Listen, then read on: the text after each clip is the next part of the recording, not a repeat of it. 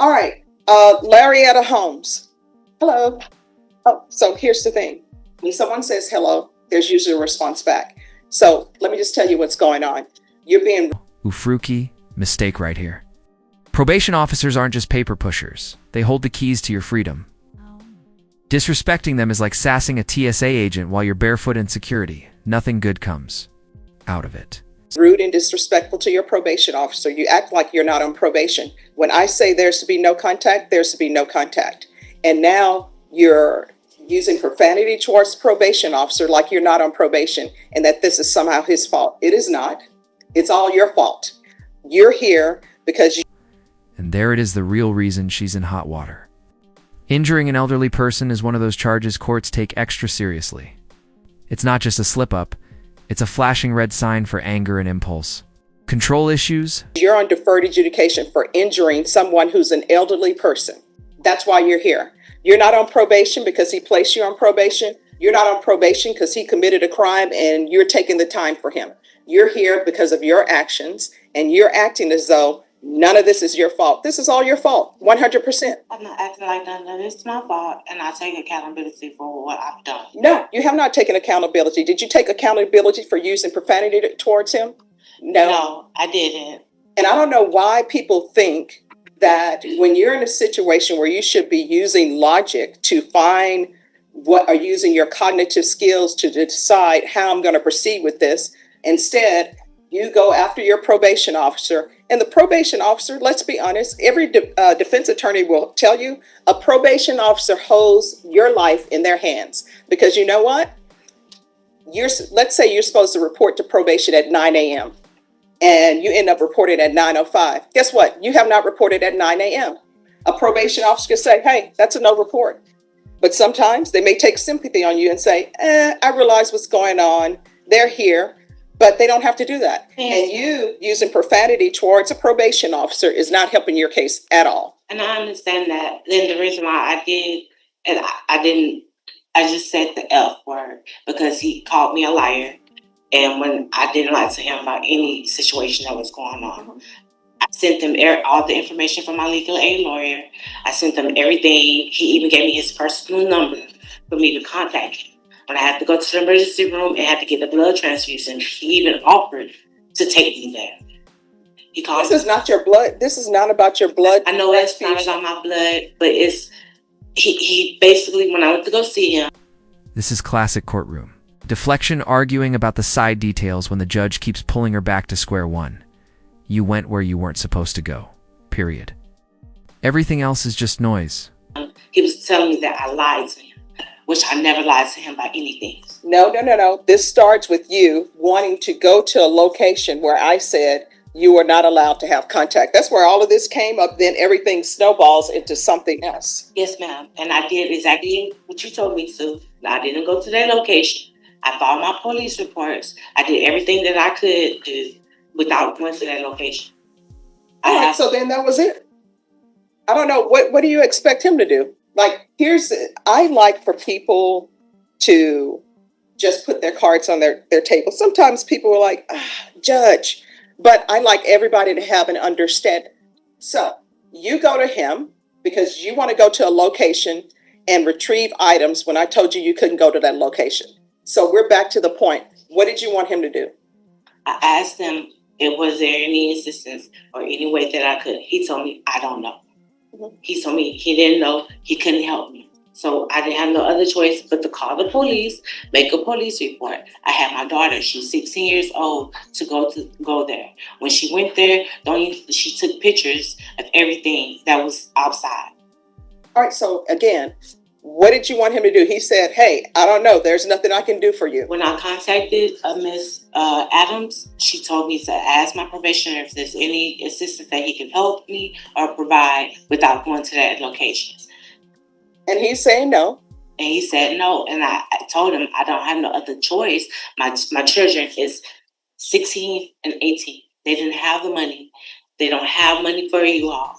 My daughter just quit her job because no one was able to take her to work. So I didn't have nobody else to help me get So again, I don't know how this translates into you using profanity against him. He's like, I can't help you. And honestly, it's not his job to help you get your things.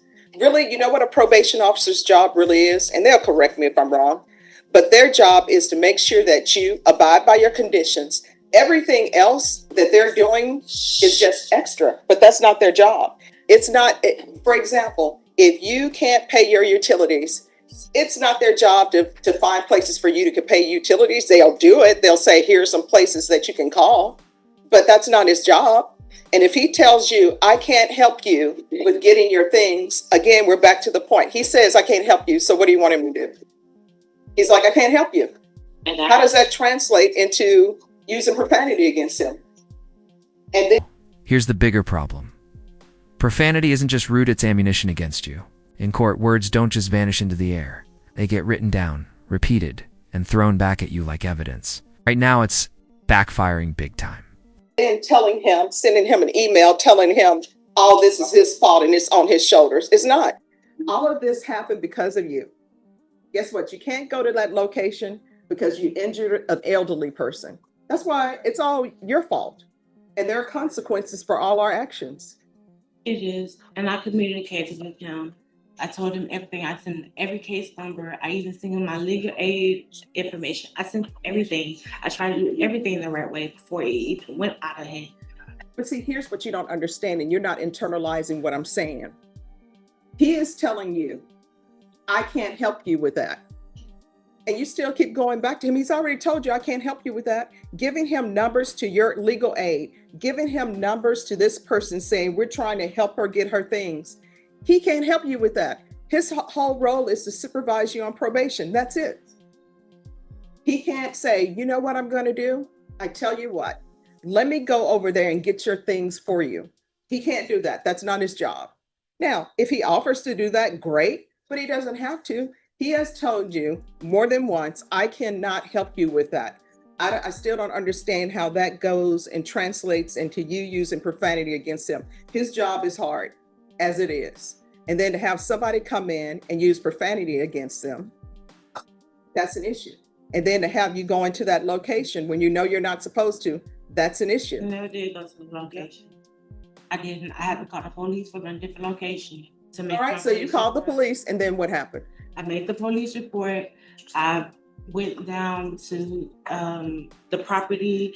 I also went down to 315, the headquarters, to fill out all the information because the day I was arrested, everything was stolen. My car, my credit cards, everything. So I'm trying to do everything that I have to do the best way that I can, the right way. All right, the right way is not using profanity against your probation officer. That's not the right way. The right way is not being disrespectful. And you know what? This whole thing with the injury to the elderly, where I ordered anger management, you do have an anger problem. This is the core lesson. Here, probation is like a test run for adulthood. If you can't solve small problems without blowing up, the court's going to assume you're not ready for freedom. Anger plus excuses equals prison risk. Because when people tell you no, you can't accept that, you take it to 100. He said, I can't help you with that.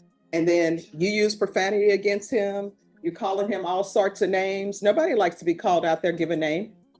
I didn't call him out his name. I just said it was fine. I didn't have no other choice. So I would have to figure it out. No. We're not here because you said it was just fine. Where is the officer? If you could come forward, please.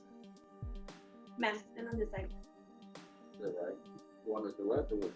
All right. So you're Officer Wolf? Yes, ma'am. All right. So let me ask you a question. Are you able to go to her former location and get her items for her? No. No, ma'am. That's your answer, no. Are you able to file a police report for her so she can get her items? No, ma'am. So he can't do that. So what do you want from him? I have to do it on my own. So if there's nothing he can help me with, and then that's Well, see, that's the thing. Now, when you're before me and you're looking at potentially going to prison, now you're like, oh, well, he can't help me with that. He's told you that. Be an adult, solve your own problems. This is supposed to be problem solving. That's why you're on probation, for anger management issues, because you can't problem solve. I don't know, maybe you never were taught to problem solve, but if he's telling you, no, he can't do that, that's not in his job description, then there's no need to use profanity against him. He's told you, I can't do it. Judge, if I could Yes. speak for a minute. Throughout my time working with Ms. Holmes, it's been pretty apparent that she has a pattern of not taking responsibility or accountability for her behavior. Wow, that's a strong statement. When a probation officer says it's a heart issue, they're basically telling the court, this isn't just behavior, it's character. And judges listen closely to that kind of insight.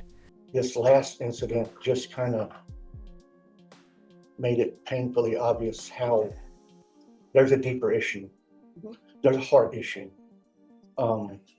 Until she can get her heart right, this pattern of behavior is going to continue for her throughout her life. And she's going to continue to be a danger to herself, to the community, to her victims, everybody. She needs to get her heart right and realize that choices and actions have consequences, good and bad, intended and unintended, anticipated, unanticipated. And until she gets her heart right and realizes that this is just going to continue. All right. Thank you so much. And thank you for coming down. Yes, ma'am. So you're going to have to start using your cognitive skills and your problem solving. That's it. When somebody tells you they can't do something, then they can't do it. If somebody tells you, no, I can't take you to the grocery store today, figure it out. He is not really responsible for anything outside of his job description. If he does something outside of his job description, that's just probation officers being nice. And I understand that. But why would you offer to try to help me when I'm asking for some type of help? And then you tell me you can't help me. Yeah, he said no. Let me just tell you, here's a perfect example. And I've been in situations where people have told me no. And my thing is, I want you to not send me place to place. If the answer is no, just tell me no and I'll figure it out. He told you no. If I ask him right now, like for example, I had to rush here this morning because I don't like being late, and I was filling in for somebody else on another matter. And guess what? My tank is at a 4th. I don't like it being at a 4th. Now, would somebody go, excuse me, could you go and put gas in my car for me? They're going to say no. Now, what do I do with that? Do I use profanity against him? How dare you not go put gas in my car? He's just told me no. So guess what? As an adult, I got to figure it out. That's it. You got to figure it out. And your figuring it out is, let me get angry with somebody and use profanity against them. And maybe they'll then become so afraid of something and say, okay, we'll do that for you. Not his job. And I can tell you right now, if you don't start treating people with respect, one, you're not going to get anywhere, because when you disrespect people, they don't want to help you. And number two, respect. No, you did not. That's the thing. You're still in this clouds. Like these are not, I don't know how your relationships are outside of this world, but in this world, you need to treat people with respect, whether you respect them or not. Like right now, you can hate my guts all you want to, but you had better say your honor or judge. You understand? You better not be calling me out of my given name, and you better not be calling probation officers out of your given name. I'm sure he told you, no, I cannot help you. And when somebody says, no, I cannot help you with something, maybe you want to ask them again. You ask them again. If you ask the third time, you're begging, and he's already told you he can't help you with that. That is not his job. That is outside his job description. If he decides to help you outside of his job description, just him being nice. You need to figure it out. The same way people have children and you figured out how to have children, you need to figure out how to get the rest of your life together. You're on probation because of your actions. And honestly, the reports I received, I will tell you, when I received that report, I told them, file a motion to revoke. And then probation came to me and said, Judge, could we do a compliance hearing to have her come in? And I'm like, yeah, if you all want to do a compliance hearing, we will do a compliance hearing. So this is the last time I'm having this conversation with you, telling you You need to be respectful to people, and you need to learn how to problem solve. How old are you? 33. You're